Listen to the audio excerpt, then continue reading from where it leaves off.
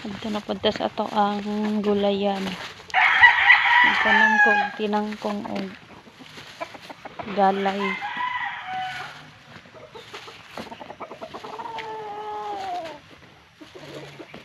Ito mga kuan, ito mga bag-o nagsugod og content diha sama sa kintaya ako. Taod naman jud pud ko no, 1 year na ko kapin nga nag-vlog. Nya kung naa gani moy bag-o nga content creator nya kaila ra pud ninyo, tabangi pud ninyo, dili kay bahala na siya diha maning kamot siya iya ha. Dili nga na abangan nimo siya og naipangutana sa imuha, dapat tubagon nimo, dili kay ididma nimo kay diha man jud ta magsugod no sa pangutana kung unsaon ni kay di man tahawod ani no, kung mao pa may pagsugod gawas lang atong mga dagko na kayo nga content creator, hawod na kay to sila.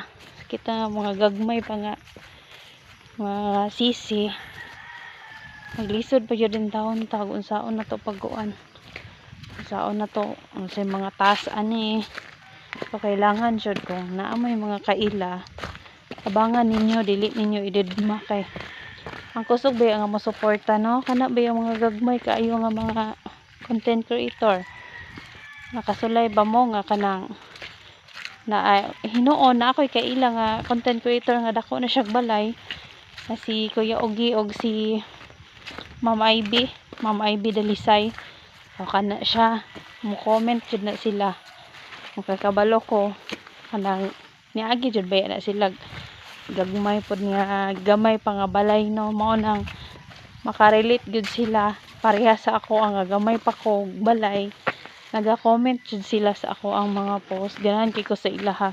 Pero kanang uban nga content creator sa kaila nimo siya, kaila kayo nimo siya pero wala didma. Para sa ako atabangan ako ang gagmay nga content creator kay mao jud nay motabang sa ato mao jud nay sige comment sa ato ang mga post, dili jud na ingon nga biyaan kanila no, tabangan nato sila kay mao pa may pagsugod nila kung naay pangutana atong tubagon. Ana lang guys.